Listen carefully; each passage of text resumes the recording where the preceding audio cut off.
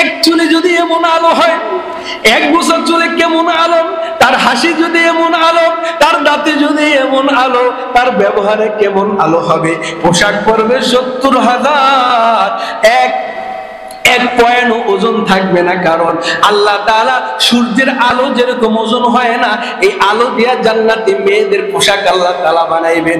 70,000 dress থাকবে, 3 mile লম্বা থাকবে, এত সুন্দর কারুকার্য অবস্থায় থাকবে, হাসি দিবে চমৎকার, তার জামার রং হবে হাজার হাজার রকম। সুবহানাল্লাহ।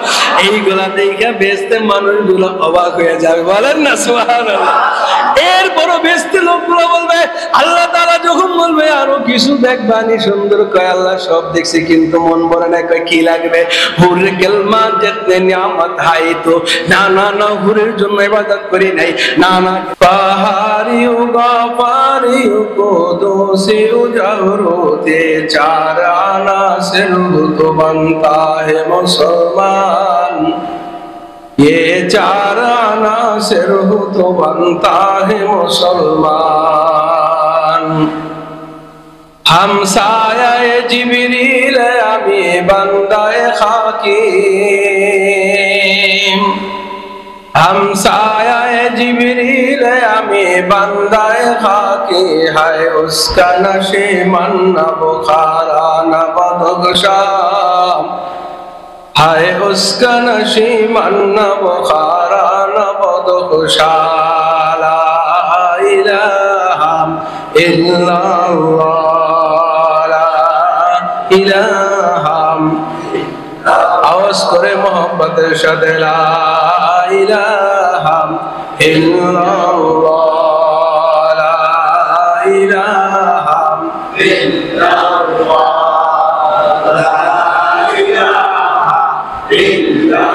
একে দানম দরে আলম কেলা মাবুদ ইল্লাহু, একি দানম দরে আলম কেলা মাবুদ ইল্লাহু, ওয়ালা মাকসুদ ফিল কাউনাইন ওয়ালা মাওজুদ ইল্লাহু, লা ইলাহা ইল্লাল্লাহ, লা ইলাহা ইল্লাল্লাহ,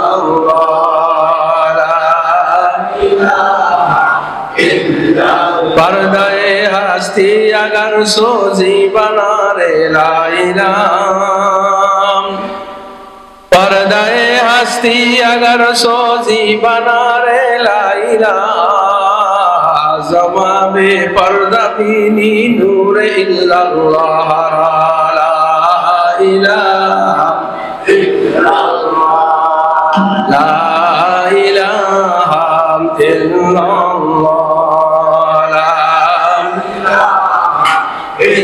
لا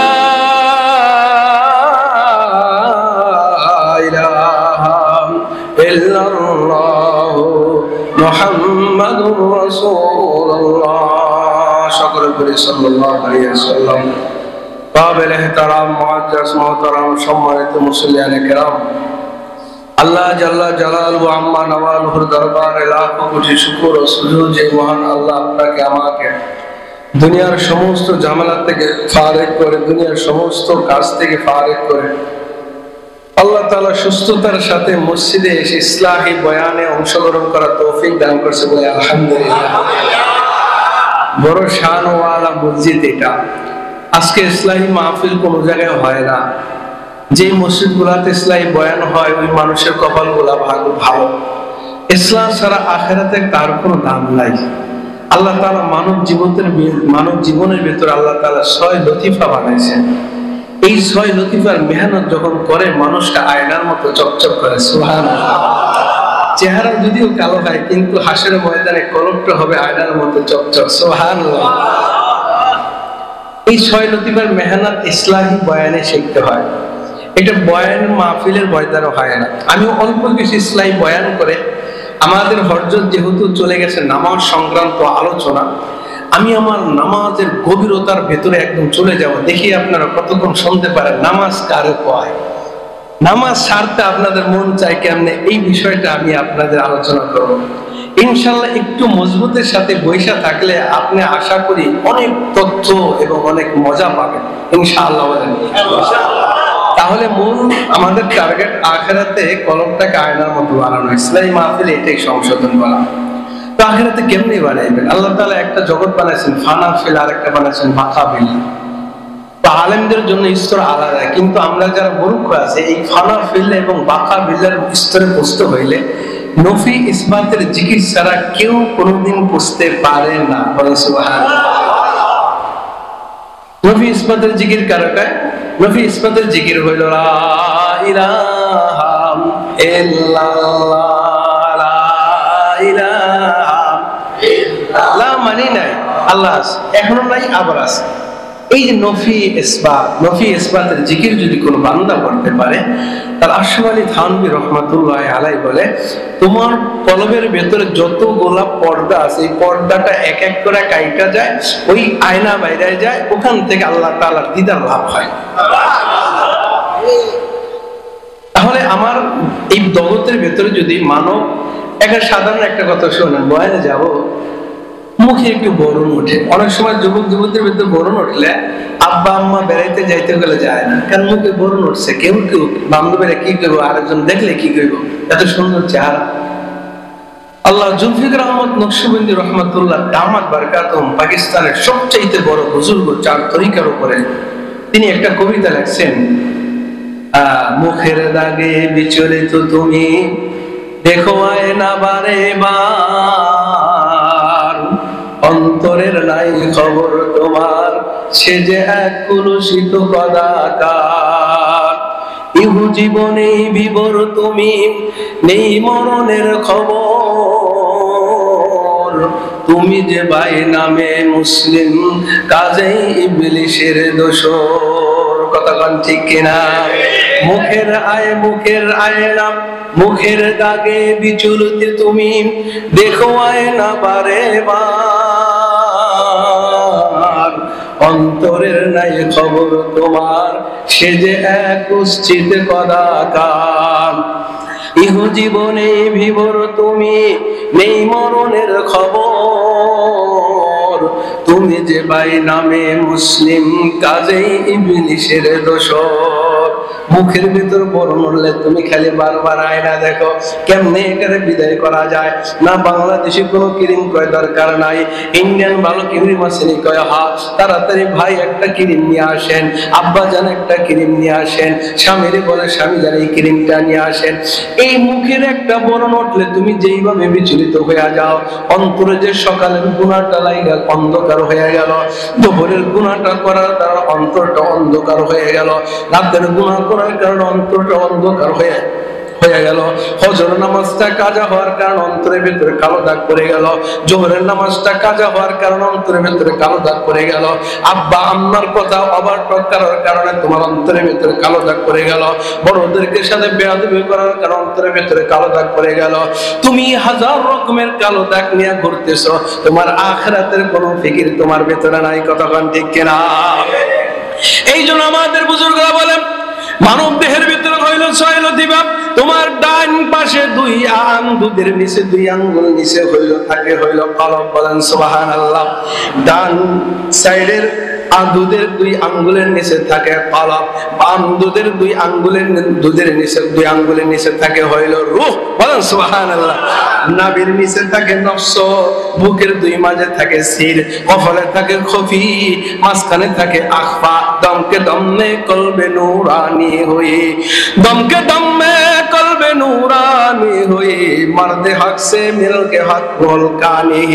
তুমি যদি এই 6 লতিফার কাজটা দুনিয়াতে বসে কইরা যাইতে পারো, এই হাসরের ময়দানে আল্লাহ পাক বলেন হুসিলা মাফিস সুদুর। সুবহানাল্লাহ। বলেন এই ক্যামেরা ভিডিও হচ্ছে, এই ক্যামেরার ভিতরে একটা মেমোরি আছে, মেমোরিটা বের করলে ক্যামেরার ভিতরে কিছু থাকে না, সবকিছু ক্যামেরা ছোট্ট একটা ক্যামেরার না কির ভিতরে মেমোরি কার্ডের ভিতরে লুকায়িত থাকে।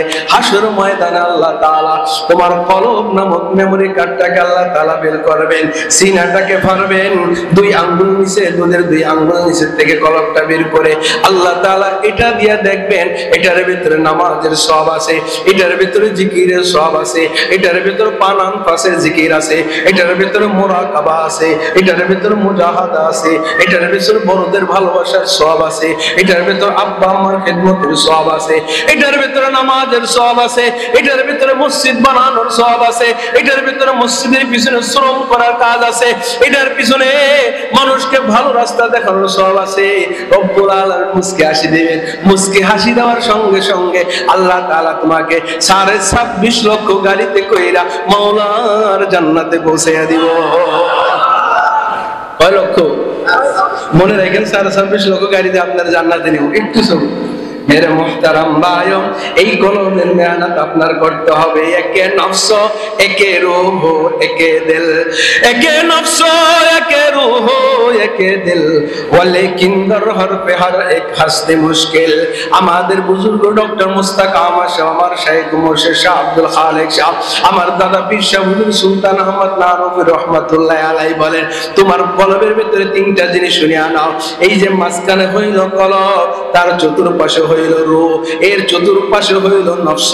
তুমি যদি নফসের নফসের বিরোধিতা করে এটাকে ধ্বংস করতে পারো, তুমি যদি কলবের মেহনত করে যদি তুমি এটার গভীরতায় যাইতে পারো, তুমি দেখবা গভীরের ভিতরে আল্লাহ তাআলার রাজ্য সিংহাসন বসে আছে।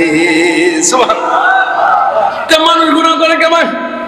আরেক বুজুর্গ আরেকভাবে বলছেন, একে নফস একে রূহ একে দিল, ওয়ালেকিন দর হর পে হর এক হাসতে মুশকিল। কয় নিচে হইল আর উপরে হইল রূহ, মাঝখান হইল দিল, নিচে হইল নফস, উপরে হইল রূহ, মাঝখান হইল দিল, নিচে হইল নফস। নফসের শক্তি আছে, রূহের শক্তি আছে, মাঝখানে যে দিল কলব আছে আর কোনো শক্তি নাই। ওই রূহ নফস যদি টান দেয় ও কলবরে লাগাইয়া ফেলায়, আবার রূহ যদি টান দেয় তাহলে ওর সাথে লাগাইয়া ফেলায়। তার ব্যাপার কি বুঝলাম না।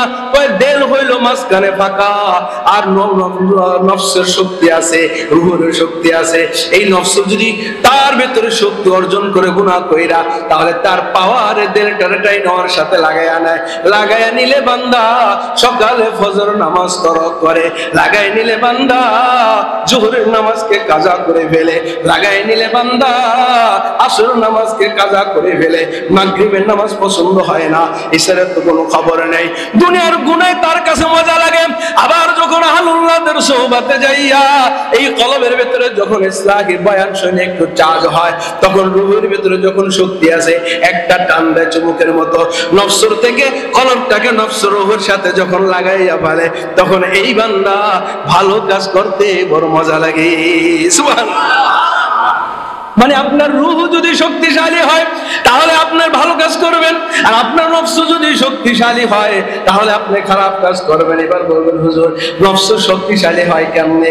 নফস কত প্রকার? নফস অনেকগুলা প্রকার। নফস ধরেন এক নম্বর হইল বিলাইয়ের মতো। কিসের মতো? বিলাইয়ের আপনি ভাত খাওয়ার সময় পিড়াইবেন, ও একটু উপরে যে আবার কেবো মেও, আবার একটা বাড়ি দিবেন, আবার একটু সামনে যে কবু মেও, খানা দাও, আমি খানা না খেয়ে যাবো না, হাড্ডি না খেয়ে যাবো না, কাটা না খেয়ে যাবো না। কয় তোমার নফসর তুমি যতই বিরোধিতা করো, তোমার নফস খালি উকিল দিতেই থাকবে। গুনাহ ছেড়ে দিয়েছো, আবার নফস উকি দিবে, আর গুনাহ করা যাবে না। এই জন্য নফসটা হইল বেহাইয়া বিলাইয়ের মতো, আর বাইরে হইলো যায় না। তোমার নফস সোজা হইব না, তোমাকে 24 ঘন্টা নফসর পাহারাদারি করতে হবে। সুবহানাল্লাহ। যখন সময় পাবেন বাড়ি একটা দিয়ে দিবে। নামাজ পড়বে না কা? মন চায় না, মন চাইবো না কা? তোর কি হাসর ময়দানে যাইতে হইব না, আল্লাহর কাছে যাইতে হবো না? এই ওর সাথে ওইবার পিড়াপিড়ি কইরা আমার নামাজের ভেতরে দাঁড়ায় যাইতে হবে, কারণ নামাজ হইল মাওলার সাথে মেরাজ। সুবহানাল্লাহ। আমরা মাগরিবের নামাজ পড়ছি কি পড়ি নাই? পড়ছি কি পড়ি নাই? জোহরের নামাজ পড়ছি, আসরের নামাজ পড়ছি, মাগরিবের নামাজ পড়ছি, ইশারের নামাজ পড়ছি, ফজরের নামাজও পড়ব। তাহলে এবার নামাজটা আসলো কোথায় থেকে? আল্লাহ তাআলা কোন কোন পয়গম্বরকে কি কি নামাজ দিয়েছিলেন, আমার পয়গম্বরকে কি কি নামাজ দিয়েছিলেন, নামাজটা কিভাবে আসলো, কিভাবে পছন্দ হইলো, ইতিহাস শুনতে মনে চাইনি। সুবহানাল্লাহ। এবার আসেন ফজরের নামাজ হুজুর আমি পড়বো কেন 2 রাকাত? উঠা যায় 2 রাকাতের জায়গায় 4 রাকাত, 4 রাকাতের জায়গায় 10 রাকাত পড়লে অসুবিধা আসলে কোথায় হুজুর? ফজরের সময় অন্তরটা ভালো থাকে, 2 রাকাত আল্লাহ ফরজ কেন করলো, 10 রাকাত করলো না কেন? এটা প্রশ্ন যদি আপনার আসে, আল্লাহ তাআলা বইলা দেয়, শোন বান্দা, 2 রাকাত কেন করলাম? আমি না একজন বান্দা বানাইছে আদম সফিউল্লাহ, যারা নিজ হাত দিয়া চেহারাটার সুন্দর করে বানাইছিলাম, কপাল থেকে নাক পর্যন্ত, কপাল থেকে থুতনি পর্যন্ত 2 নতির মাঝের জায়গাটা মাওলা কুদরতে হাত দিয়া ডইলা ডইলা নাইরা নাইরা মাইপা মাইপা আল্লাহ তাআলা ঘোষণা দিয়েছেন, লাকাদ খালাকুনাল ইনসানা ফি আহসানি তাকওয়িম। সুবহানাল্লাহ। আব্বা জান আদম আলাইহিস সালামকে আল্লাহ তাআলা দুনিয়ার হার এক জায়গার মাটি আনাইলেন। আল্লাহ তাআলা ইসরাফিল আলাইহিস সালাতু ওয়াস সালামকে পাঠাইলেন, ইসরাফিল যাও জমিন থেকে মাটি নিয়ে আসো।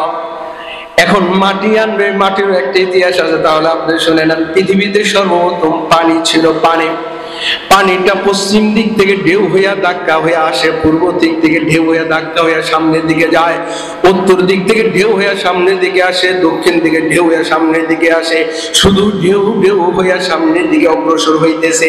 এই 4 জায়গার পানি, যেই জায়গায় 4 জায়গার পানি ধাক্কা খায়, ওই জায়গার নাম হইল খানায়ে কাবা, বাইতুল্লাহ। এই পানি যখন ধাক্কা খায়, আল্লাহ তাআলা ইন্নামা আমরুহু ইযা আরাদা শাইআন আইয়াকুলা লাহু কুন ফায়াকুন। রব্বুল আলামিন ওই পানি ধাক্কা খাওয়ার সঙ্গে সঙ্গে ওই ইশারার ভিতরে কোন মিশিং দিয়ে আল্লাহ তাআলা খানায়ে কাবা বাইতুল্লাহ বানায়া ফেলায়। সুবহানাল্লাহ। কোন মিশিং দিয়ে কি বানায়? খানায়ে কাবা বাইতুল্লাহ। কিন্তু এটা মানুষ দেখে না। এই বাচ্চা পানির ধাক্কা খায়। বহুদিন পরে আমাদের কুতুবপুর নদীর ভিতরে পানি আসছে, অনেক বছর ধরে দেখি না পড়তে। পানি যে কত সাংঘাতিক দামি জিনিস। এই পানি আগে দেখছি উপর থেকে পানি যখন টপটপাইয়া যখন বাইরে তখন ঢেউ হইয়া পড়ার সঙ্গে সঙ্গে পানির আঘাতে ফেনা হয় কি হয় না? ফেনা হয় না? তো 4 জায়গার পানি বাড়ি খেয়ে ফেনা হয়েছে নি? ফেনা হয়েছে।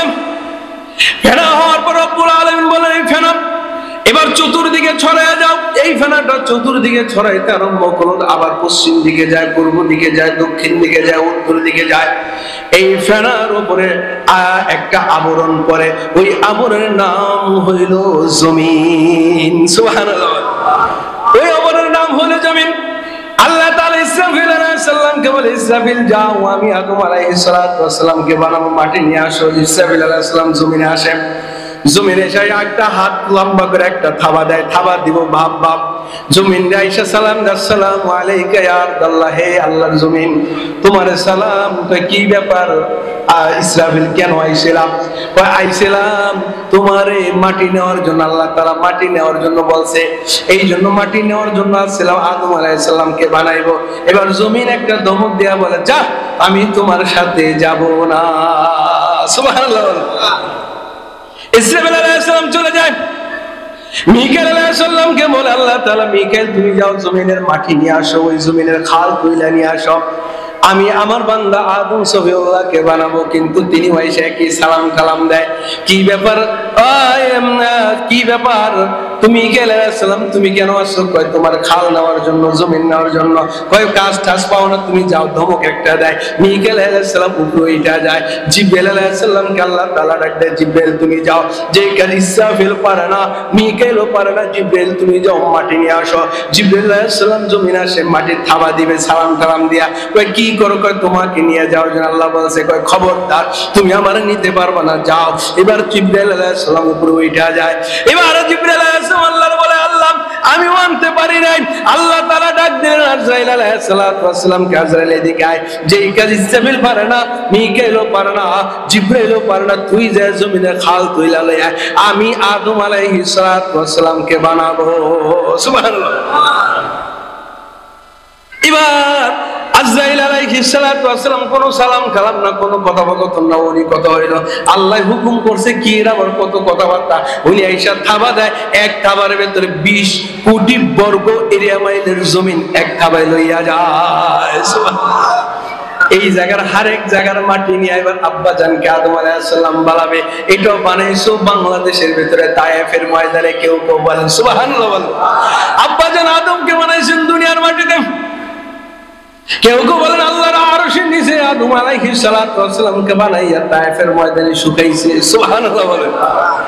আদম আলাইহিস সালামকে বানাইয়া আব্বা জানের চেহারাটাকে বানাইছেন বেহেশতের মাটি দিয়া, ঠোঁট দুটো বানাইছেন তায়েফের মাটি দিয়া। সুবহানাল্লাহ বলেন। আল্লাহু আকবার, আল্লাহু আকবার। আব্বা জানের ডান হাতটা বানাইছেন হইলো পাহাড়ের মাটি দিয়া, আব্বা জানের পেট পিঠকে বানাইছেন ইরাকের মাটি দিয়া, আব্বা জানের লজ্জাস্থানকে বানাইছিলেন বাবেলের মাটি দিয়া, আব্বা জানের কলবটাকে বানাইছেন বেহেশতের পানি দিয়া। এক একটা জায়গার এক একটা মাটি দিয়ে বানাইয়াম। এবার আব্বা জানকে শুকাই আরশের নিচে শুকাই, এবার রূহ ফুঁকে দিবে। আল্লাহু আকবার বলেন না সুবহানাল্লাহ। ফেরেশতারা বলে ও আল্লাহ বানাইতে কইছিলা বানাইলাম, কেমন হইল? আল্লাহ কয় আমার আদরের মাখলুক আমার মন মতন হয় নাই, আমি আমার মন মতন কইরা আদমকে বানাবো। আল্লাহ তাআলা এই জন্য কুদরতে হাতটা লম্বা কইরা আদমের চুলের গোড়া হইতে তুলতে নিচ পর্যন্ত দুই নদীর কানের বাঁধের জায়গাটা গালটারে দইরা আদর কইরা নাকটারে দইরা আদর কইরা আল্লাহ তাআলা কুরআন কারীমের ভিতর ঘোষণা করে দেয় লাকাদ খালাকুনাল ইনসানা ফি আহসানি তাকওয়িম। সুবহানাল্লাহ। আমি সবচেয়ে আদমকে বানাইছি সুন্দর কইরা। আদমকে বানাইয়া রূহ ফুঁকে দিলেন। এই রূহটা আদম আলাইহিস সালামের মস্তিষ্কের ভিতরে 1 লক্ষ বছর পর্যন্ত ভ্রমণ করে। সুবহানাল্লাহ। এই কাহিনী বলা মাকসাদ নাই, রূহটা ওখান থেকে ট্রান্সফার হয়ে চোখে আসে, ওখান থেকে ট্রান্সফার হয়ে কানের ভিতর আসে, ওখান থেকে ট্রান্সফার হয়ে শরীরের ভিতর আসে, ওখান থেকে ট্রান্সফার হয়ে বুক পিঠের ভিতর আসে, আতুরি জাতুরির ভিতরে আসে। এক একটা জায়গায় আদম আলাইহিস সালাতু ওয়াস সালামকে রূহ যে কত বছর পর্যন্ত ভ্রমণ করছে এই ইতিহাস আরেকদিন বয়ান করব। বলেন সুবহানাল্লাহ। বয়ান করা শেষ। জিবরাইল মিকাইল আলাইহিস সালামকে বলা, জিবরাইল মিকাইল তাড়াতাড়ি আসো। আমার আদম আলাইহিস সালামকে আমি বানাইছি বড় শান কইরা, বড় মান কইরা, বড় ইজ্জত দিয়া, বড় মহব্বত কইরা। পাকনা একটা গদি একটা বানাইয়া আদমকে জান্নাতে, আদমকে 7 আসমানে ঘুরাও। বলেন না সুবহানাল্লাহ। এক এক আসমানে কত বছর ঘুরাইছেন তাও আমি বয়ান করব না, সব জায়গায় ঘুরানো শেষ। এবার আদম আলাইহিস সালাতু ওয়াস সালামকে আল্লাহ তাআলা ফেরেশতা পাঠায় এবার তাকে জান্নাতে ঢুকাইয়া নিবেন। বলেন সুবহানাল্লাহ। জান্নাতে আব্বাজান ঢুকে গেল। বেস্তে আজাকে আজারে নবাসত কাছের আবা কাছে কারে নবাসত হুরে গিলমাম जितने नियामत है तू सबसे बेहतर नियामते दीदार तू। বলেন সুবহানাল্লাহ। আল্লাহ তাআলা বেস্তের ভিতরে এমন কোন নিয়ামত আছে যে বাদ রাখছে? আছে? আল্লাহ হুর গিলমাম দিয়ে ভরপুর করছেন। মধুর নহর, শরাবের নহর, পানির নহর, দুধের নহর, সব নহর আপনার ডাইনে দিয়া, উপর দিয়া, সামনে দিয়া, পিছনে যাবে, রিমোট থাকবে আপনার হাতে। সুবহানাল্লাহ বলো। দুধের নহর গুলো আপনার চোখের সামনে দিয়া যাবে। বিশাল আকার নদী, পদ্মা নদীর মতো নদী না, আরে মিয়া পুরা বাংলাদেশের মতো নদী না, পুরা পৃথিবী যদি আপনি লম্বা করেন তাহলে যেই পরিমাণ নদী হবে, এরকম দুধের নদী আপনার চোখের সামনে দিয়ে আল্লাহ তাআলা হার গমে যাইতে থাকবে। মনে চাইছে দুধ খাওয়ার জন্য, এবার মুখ ঢক ঢক করে পান করবে। মুহূর্তের ভিতরে মেমোরি থাকবে কলবের সাথে, আর সবকিছুর সাথে সম্পর্ক থাকে। মনে চাইবে একটু মধু খাওয়ার দরকার, পিছন থেকে মধুর সাগরটা সামনের দিকে আইসা পড়বে। 1 নম্বর চকচক করে মধুগুলো আপনি পান করবেন। সুবহানাল্লাহ। মনে চাইবে এবার একটু শরাবান তাহুরা, এবার আমার একটু শরাবান তাহুরা পান করতে মন চায়, আমার একটু স্বচ্ছ পানি পান করতে মনে চায়। পানির নহরটা চোখের সামনে আসে পড়বে, আপনি মুখ দিয়ে পান করবেন। বলেন না সুবহানাল্লাহ। দুনিয়ার ভিতরে মদ যারা খাইছেন আল্লাহ তাদেরকে মদ হাসরের ময়দানে দিবে না, জান্নাতে দিবে না। যারা মদকে গুনাহ কইরা খান নাই আল্লাহ তাআলা নিজে মদ বানায় আপনার স্পেশাল মদ দিয়ে দাওয়াত দিবে। বলেন সুবহানাল্লাহ। যেই মদ খাইলে আল্লাহর প্রেমের সাগরে আপনি হাবুডুবু খাইবেন। সুবহানাল্লাহ। না মাতাল আছে, না কোনো বন্ধু আছে, না কোনো অসাধু আছে, মজাই আর মজা। আস্তে আস্তে 1000 রকমের খানাও যদি আপনার সামনে আসে, খাইতে খাইতে খাইতে খাইতে টেরেগুলা বাইঙ্গা খাইবেন, গ্লাসগুলা বাইঙ্গা খাইয়া ফেলাইবেন। রব্বুল আলামিন যদি জিজ্ঞাসা করে টেরেগুলা কেন খাইলা, এই পাত্রগুলা কেন খাইলা, রব্বুল আলামিন বলে যেই টেরে দিয়া যেই খানা দিয়েছিলেন খানার চাইতে টেরের ভিতরে মজা বেশি। বেস্তে আজা কে আজারে নবাসত কাছের আবা কাছে কারে নবাসত। বেস্তের ভিতরে ঢুকছেন, কথা এসে কোনো যাইতে পারতেছি না, এদিকে চলে যাইতেছে। বেহেশতে ঢোকার পরে এবার একটা গাছের দিকে নজর যাবে, গাছ এত সুন্দর, সুবহানাল্লাহ বলেন। গাছের দিকে তাকাইয়া 10,000 বছর খালি তাকাইয়া থাকবি। কয় হাজার বছর? 10,000 বছর একটা জিনিস যদি তাকাইয়া থাকে, এটা কি সুন্দর না কালা? কেমন সুন্দর হইতে পারে? আপনি গাড়ি চলায় একটা মেয়ে লোক যদি যায় সুন্দর, তো হঠাৎ করে গাড়ি চালানো অবস্থা খালি তাকাইয়া রয়েছেন, সামনে অ্যাক্সিডেন্ট কথা ভুলে গেছেন, তো সুন্দর একটু ব্যতিক্রমই হবে। কথা কন ঠিক কিনা? আমার ভাই এমন কিছু মেয়ে লোক আল্লাহ বানাইছেন, এরা অনেক সুন্দরী, অনেক রূপবতী, অনেক গুণবতী, এদেরকে দেখে আগারা চিন্তা হইব এরকম সুন্দরী যদি হাজার হাজার মিলিয়ন বিলিয়ন ট্রিলিয়ন যদি সমপরিমাণ যদি যোগ করেন, সোনার মাথা কার কি কই যাম, যেটা ছাত্র মাথা কি পরিমাণ যদি সব সুন্দর মিলাইলে যা হইব, একটা হুর গিলমানের একটা চুলের এক কোনো পরিমাণ সুন্দর হইব না। সুবহানাল্লাহ বলেন না? এবার ফেরেশতা কইবো হযরত আপনি জান্নাতে যাইবেন, একটা গাছ দেখে যদি এমন পাগল হয়ে যান, সামনে আরো সুন্দর গাছ আছে, সামনে চলেন। সুবহানাল্লাহ। সামনে একটা হুরের সাথে দেখা হইব, একটু সংযুক্ত থাকার বইলা যায়, কারণ কবে আসবে আমি জানি না। হুরের দিকে তাকায়, হুর মানে মেয়ে লোক, আপনার সেদিকে আপনি যা ইচ্ছা তা করতে পারবেন। হুরের দিকে তাকাইয়া তার পা থেকে মাথা পর্যন্ত তাকাইয়া নিজের অস্তিত্বের কথা বলে যায় 10,000 বছর তার দিকে চরক পলক ফালাইবে না, অপলক দৃষ্টিতে 10,000 বছর তাকাইয়া থাকবে। সুবহানাল্লাহ জোরে কর। এবার ওই আল্লাহর লোক হুজুর আরো সামনে যান, কি দেখতেছেন? কি দেখতেছেন? আরো সামনে না, আপনার জন্য আরো আল্লাহ বানায় রাখছে। সুবহানাল্লাহ বলেন না? এবারে সামনে যাবে, কিছুক্ষণ সকালবেলা বৃষ্টি হয়েছিল না আপনাকে দিকে, এবার বৃষ্টির ফোঁটা দেখেন কত সুন্দর করে মুষলধারে খালি পড়তেছে পড়তেছে, একটু সামনে গেলেই দেখবে বৃষ্টির ফোঁটার নাই আকাশ হইতে বেহেশতের ভিতরে তার চোখের সামনে হুর গুলা বৃষ্টির ফোঁটার নাই পড়তে আরম্ভ করে দিবে।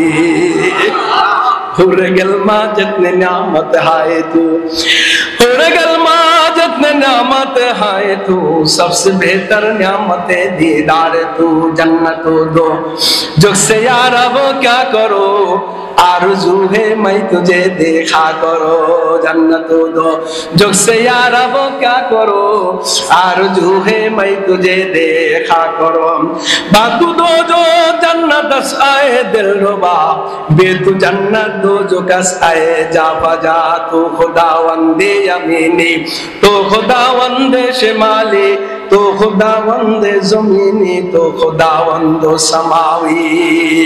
सुबहानाल्लाह বলেন। এইগুলা দেখে অবাক হয়ে যায়, ভাই রে কি একজন হুর আইসা যখন তার সাথে কথা বলা আরম্ভ করবে, আমি তোমার বউ, সাধারণ ধরে নেন বউ, তার সাথে কথা কইব। একজন হুর আইসা কইব হুজুর আমিও আপনার কিন্তু বউ। কয় কেমনে হইলা? কয় আপনি যখন দিনের দাওয়াত দিতে যাইয়া রাস্তার ভেতরে দোকানের পাশে দিনের দাওয়াত দিয়েছেন, একজন একটা বিস্কি দিয়েছিল, ওয়াজ দিয়া শুধু ইনকাম করো, এটা করো, ব্যবসা করো, মসজিদ দিয়া ব্যবসা করো, কথাটা শুনে না কষ্ট পাইছেন, হজম করছেন, গালিও দেন নাই, মাফ করে দিয়েছেন।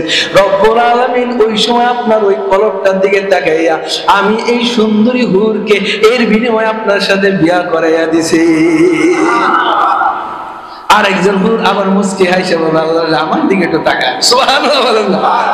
আমার মেয়েরা হুর, আই হে হুর, হুর এমন রূপবতী আর গুণবতী, তাফসীরের ভেতরে আমরা পড়ি আর জানি। আয় হায়, এই জন্য হুরের বয়ান যদি মাহফিলের করে মহিলারা রাগ হয়, কয় হুর পেয়ে তাঙ্গ বইলা যাব না, না না হুর পেয়ে বইলা যাইব না, একটা হুরের মুখে লালা থাকবে না। যদি লালা থাকতো, এই লালার এক ফোঁটা যদি পদ্মা সেতু, আটলান্টিক মহাসাগর, যত সাগরের ভিতরে আছে, এই লালার এক ফোঁটা যদি পড়তো আর সব নদী যদি এক জাসে অ্যাটাচ থাকতো, কয় লালা পড়ার সঙ্গে সঙ্গে এই লালার ছোঁয়ায় সমস্ত লবণাক্ত পানি মধুতে পরিণত হয়ে যাইতো। চিন্তা করেন, একটু মুখের লালায় যদি পুরো সমুদ্র মধু হয়ে যায়, তাহলে ওই মুখটার মতের মজা কেমন হতে পারে? সুবহানাল্লাহ বলবেন না? এরপরে এটা বাদ দেন, মানুষের দাঁত যদি সুন্দর হয় তাহলে মুচকি হাসি দিয়ে খুব মজা লাগে। এক দেশ ছিল, এক হুর গুলমান, একজন হুর জিবরাইল আলাইহিস সালাম জান্নাত বানার আল্লাহর কাছে, আল্লাহ জান্নাত তো বানাইলা, এই যে মাদুর বাড়ি মসজিদের মানুষের জন্য আমি একটু দেখতে মনে হচ্ছে, একটু দেখার অনুমতি দাও। কয়ে দেখতে পারবি না তেমন, কয় না একটু অনুমতি দাও দেখি। মনে নাই তার 600 পাখা দিয়া তিনি শত শত বছর উড়াল দিয়া দিয়া দিয়া দিয়া পাখনায় আর কুলায় না, পাখনায় আর কুলায় না, কিন্তু জান্নাত ভ্রমণের এক অংশ শেষ হয় না। এক পাখার গতি আপনি শুনে ইউসুফ আলাইহিস সালাম কূপের ভিতরে, জিবরাইল আলাইহিস সালাম সিদরাতুল মুনতাহায়। জিবরাইল সিদরাতুল মুনতাহাটা কোথায়? জমিন থেকে আসমান পর্যন্ত 500 বছরের রাস্তা। ওই আসমান মোটা হইল 500 বছরের রাস্তা। ওই আসমানের উপরে ফাঁকা 500 বছর, এর উপরে দ্বিতীয় আসমান 500 বছর মোটা, এর উপরে আবার 500 বছর ফাঁকা, এর উপরে তৃতীয় আসমান 500 বছর মোটা, এর উপরে 500 বছর ফাঁকা, এর উপরে আবার চতুর্থ আসমান 500 বছর মোটা, এর উপরে 500 বছর ফাঁকা, এর উপরে সপ্তম ষষ্ঠ আসমান 500 বছর মোটা, এর উপরে সপ্তম আসমান 500 বছর ফাঁকা, এর উপর সপ্তম আসমান মোটা হইল 500 বছরের মোটা, এর উপরে হইল আল্লাহ তাআলা হায়াতের দরিয়া বানাইছেন, এটাও 500 বছরের মোটা, এর উপরে আল্লাহ জুলুমাতের দরিয়া বানাইছেন, এটাও 500 বছরের মোটা, এর উপরে আল্লাহ তাআলা 8টা মেষ গরু বানাইছেন, এক একটা মেষ গরুর পায়ের গোড়ালি থেকে হাঁটু পর্যন্ত 500 বছরের রাস্তা। এর উপরে 500 বছর উপরে হইল সিদরাতুল মুনতাহা। সিদরাতুল মুনতাহায় জিবরাইল আলাইহিস সালাম বসা।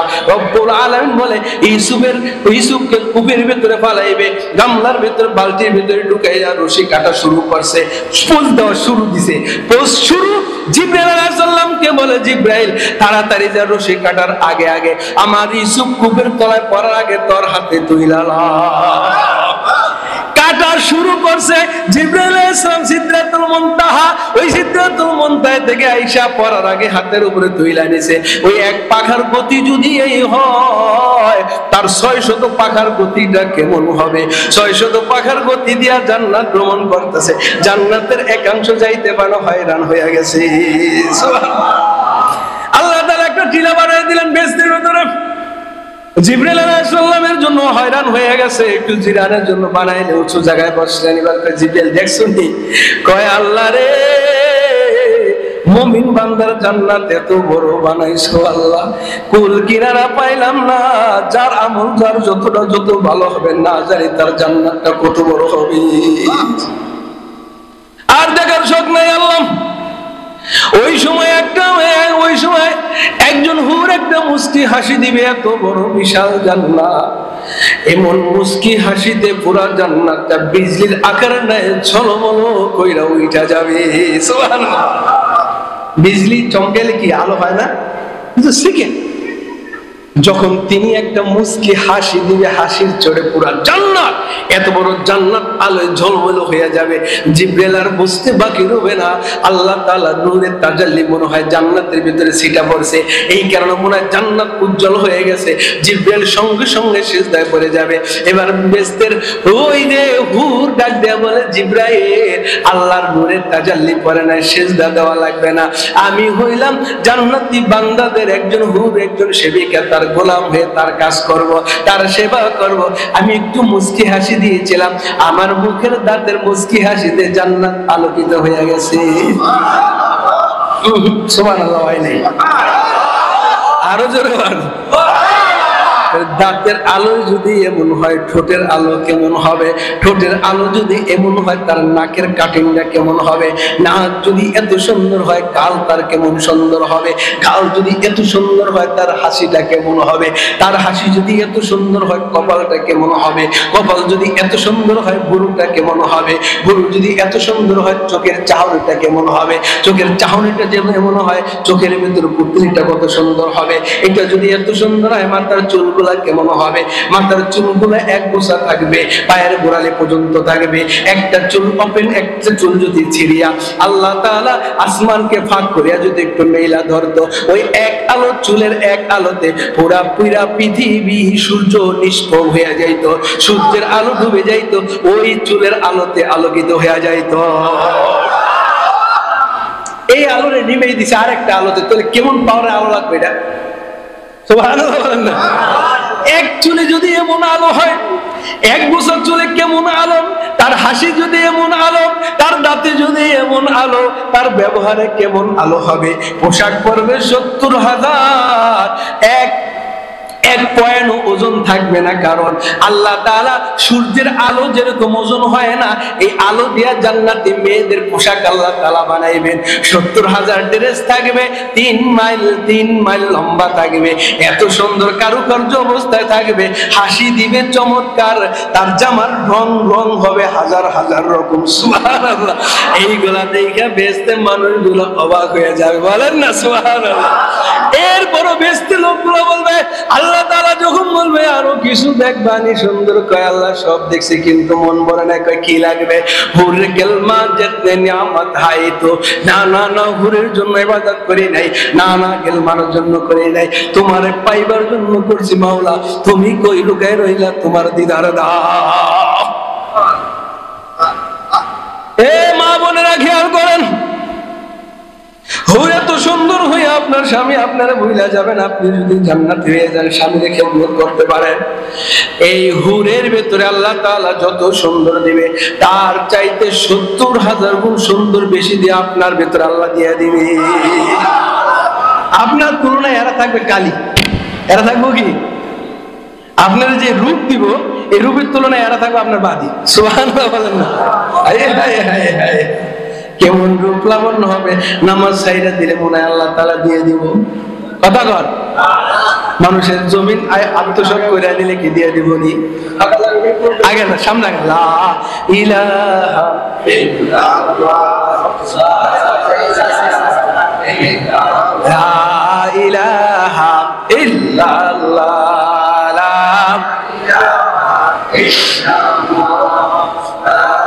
ইলাহা ইল্লাল্লাহ, লা ইলাহা ইল্লাল্লাহু মুহাম্মদ। স্বামী আলাদা, সুবহানাল্লাহ বলেন। ওটা আবার আরেকদিন। তো শুক্রবার দিন আল্লাহ তাআলার সাথে দিদারের একটা ব্যবস্থা হবে। সুবহানাল্লাহ বলেন।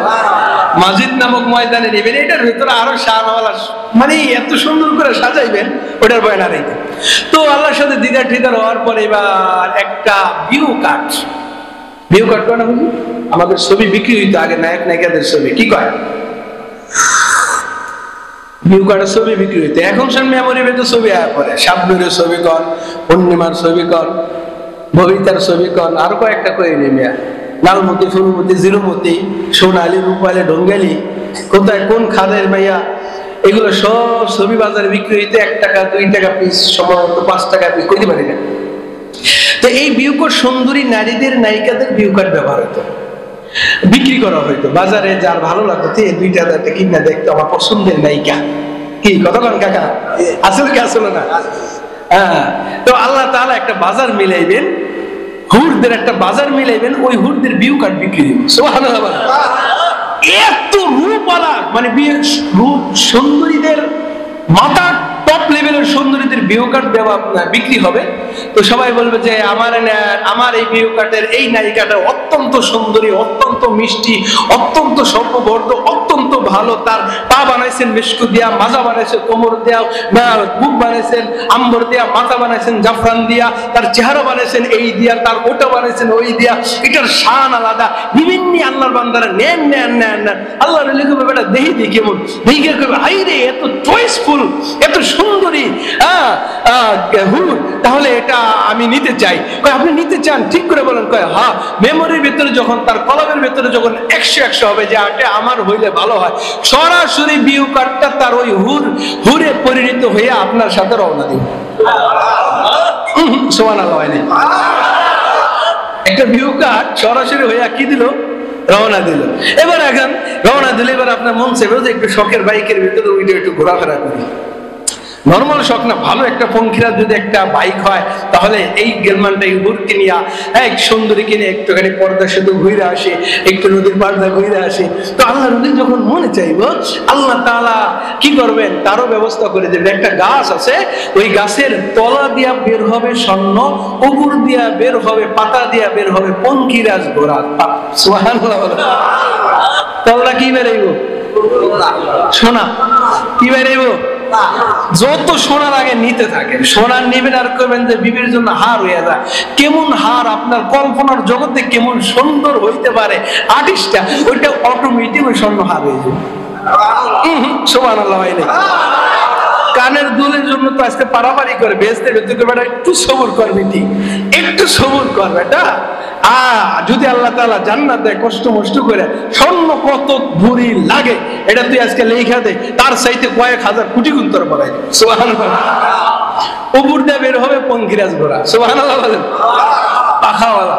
তো পাখাওয়ালা পঙ্খিরাজ ঘোড়ার ভেতরে এবার নিজে উঠবেন না সুন্দরী হুরকে, ওইটা এবার পুরা আসমান ঘোড়ার পুরো বেস্তের ভেতরে এক বেস্ত থেকে আরেক বেস্ত, এক তাল্লা থেকে আরেক তালা। আপনার তাল্লা তো সর্বনিম্ন 100 তালা থাকবে। সুবহানাল্লাহ। একটা যদি 100 তালা থাকে, 10টা জান্নাত থাকলে তার কয়টা তালা হইবে? 1000 তালা। এবার 1000 তালা এটা সর্বনিম্ন। আপনার ইমান ছিল জাররা পরিমাণ, তাই আপনারা দিছে এইটা। যার ইমান হবে 80%, যার ইমান হবে 90%, যার ইমান হবে 100%, তার তালা কি 1000 থাকুন আর বাড়বো? একটা হাফেজের তালা কতগুলো থাকবে? 6600। তাহলে এই তালাগুলো তো যাওয়া লাগবে। এক একটা তালা তো এত উঁচা, জমিন থেকে আসমান 500 বছরের রাস্তা, তোমার এক একটা তালা হবে এত বছরের ফাঁকা। সুবহানাল্লাহ। মেরা মুহতারাম ভাই, আপনার একটা জান্নাতের তালা হবে 100টা, এক একটা তালার উচ্চতা হবে জমিন থেকে আসমান 500 বছরের রাস্তা। আপনার তালার উপরে উচ্চ হবে 500 বছরের রাস্তা। এবার কিতাবের ভিতরে লেগে আল্লাহ তাআলা জান্নাতের এক তালার ভিতরে জায়গা কেমন কুতুব পড়ে শুনতে চাননি? কুতুব পড়ে কেমন আপনারা শুনতে চাননি? আল্লাহ তাআলা বলে হা হা হা, তাহলে যদি শুনতে চাস তাহলে তারা শোন। আদম থেকে শেষ পর্যন্ত কিয়ামত আগ পর্যন্ত, ইজা ওয়াকাতিল ওয়াকিয়া, জুলজিলাতিল আরদু জিলজালাহা ওয়াশ-শামসু ওয়া দুহাহা। এই পৃথিবী যখন পরিকল্পনা করলাম, যখন পৃথিবী যখন ভূমিকম্পে যখন এটাকে তছনছ হয়ে যাবে, ধ্বংস হয়ে যাবে, আল্লাহ তাআলা যখন সিংহা ফু দিবেন, তখন কি হবে জানোস রে?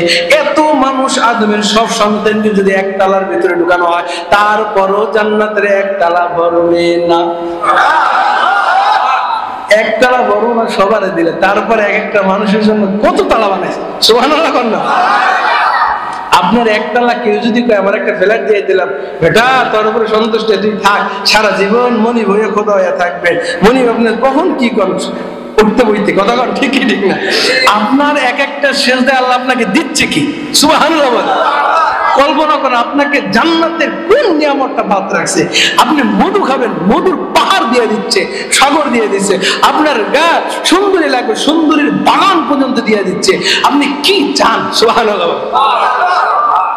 মিশকো জাফরান, আমাদের মা বোনেরা বাচ্চা যারা প্রেগনেন্ট হয়েছে 3 মাস পরে 6 মাসের মাথায় জাফরান খায়। কেন খায়? দুধের সাথে খাইলে একটুখানি বাচ্চাটা সুন্দর হবে। কি হবে? সুন্দর। আর এই জাফরান, মিশকো, আম্বর, কাফুর দিয়ে একটা নারীরে বানাইলে পুরো বাগান আছে মিশকো জাফরানের বাগান, ওটার ভেতরে তারে বানায়। এবার তারে কেমন বানায়? সুবহানাল্লাহ। তিনি কেমন হবে? এক কয় যদি দুধকে লাল বানাই দিতে পারে, তাহলে তার বডিটাই যদি এরকম মিশকো আম্বর দেওয়া হয়, তাহলে সে কেমন সুন্দর হবে? সুবহানাল্লাহ বলবেন না? আপনি তো বানাইছেন পচা মাটি দিয়ে। কি মাটি দিয়া? আল্লাহ তাআলা বলছেন না পচা গান্দা, পচা ঠনঠন্ডা। কোন এক জায়গায় আছে কোথায়? ঠনঠন্ডা। এই পচা গান্দা, এর আগে আপনি আরেকটু খেয়াল করেন, আমি পচা গান্দার আগে কেমন পচা? মা বাবা আনন্দের মুহূর্তে এমন একটা ফোঁটা, যে ফোঁটাটা বের হয়েছে গোসল ফরজ হয়ে গেছে, এই ফোঁটাটা যেখানে লাগে নাপাক হয়ে যায়, এর ভিতরে আল্লাহ একটা শুক্র কীট দিয়া আপনার বানাইছেন। আপনার কি ক্ষমতা? চিন্তা করেন যে ওই এক ফোঁটা কোটি কোটি কণিকা, এর ভিতরে একটা কণিকা মায়ের রেহেমের ভিতরে দিয়া আপনার তৈরি করলো, বাদ বাকি সব নষ্ট করে দিল। এইটা দিয়ে হলো আপনি কেন এত ফকর আসে যে আমার বাড়ির রাডা দিয়ে যেতে পারবি না, আমার আঙ্গিনার কোনো স্পর্শ করতে পারবি না, আমার তোর কোনো গাছের ছাওয়া আমার বাড়িতে আসতে পারবে না, তোর কোনো পানি আমার উঠান দিয়ে যেতে পারবে না, তোর কোনো মুরগি আমার বাড়িতে আসতে পারবে না, তোর ছাগল আমার উঠান দিয়ে একটা পাতা খেতে পারবে না। কি এত বাহাদুরি, তুমিও যে ফুটায় তৈরি, আমি একই ফুটায় তৈরি। কথা বল ঠিক কিনা? মরবেন একই অবস্থা। চেবর গায়ে খাকে চেবর ওয়ায় খাক, শেখ সাদি বলেছেন যে তুমি যখন মরবা দালানে মরলা না মাটিতে মরলা, ওটা দেখার বিষয় না, মাটি কিন্তু একই তরিকা হয়। সুবহানাল্লাহ, একই তরিকা হয়। তাহলে এত কিছুর পিছনে কেন? তো ওই পঙ্খিরাজ ঘোড়ার ভেতর ওইটা আপনি তালা তালা করবেন। এবার মেরে মহতারাম ভাই, কথা তো অনেক লম্বা হয়ে যায়, এক তাল্লায় তো ঢুকাইলে ঢুকলো না, এরপরে দ্বিতীয় তাল্লা আপনার যাইতে মনে চাইবে, তাহলে দ্বিতীয় তাল্লায় কেমনে আল্লাহ বানাইবে? চোখ খালি নজর করবে, জান্নাতের প্রত্যেক তালা আপনার চোখের সামনে ঘুরতে থাকবে। এটা যে কেমন শানওয়ালা, এটা পৃথিবীর মানুষ আপনাকে বুঝাইতে পারবে না। কোন ইঞ্জিনিয়ার, আল্লাহ স্বয়ং ইঞ্জিনিয়ার হইয়া তাই এটা বানাইছেন, তাহলে কেমন করে বানাইছেন? সুবহানাল্লাহ। মিশরের ভেতরে পিরামিড আছে, এই পিরামিডটাকে উনি এমন ভাবে এমন ইঞ্জিনিয়ার দিয়ে বানাইছে, কোনো জানালা নাই, দরজা আছে, সেই সূক্ষ্ম যন্ত্র দিয়ে দেখতে হয়, যে যন্ত্র দিয়ে আমরা এই পোকামাকড় যেটা একদম কি দেখে, কীট নাকি ওই যে দূরবীন দিয়ে যেটা দেখে পরীক্ষা করে, তো এটা দিয়ে ওটা দরজা কোথায় আছে ওটাকে তালাশ করতে হয়। এইভাবে বানাইছে।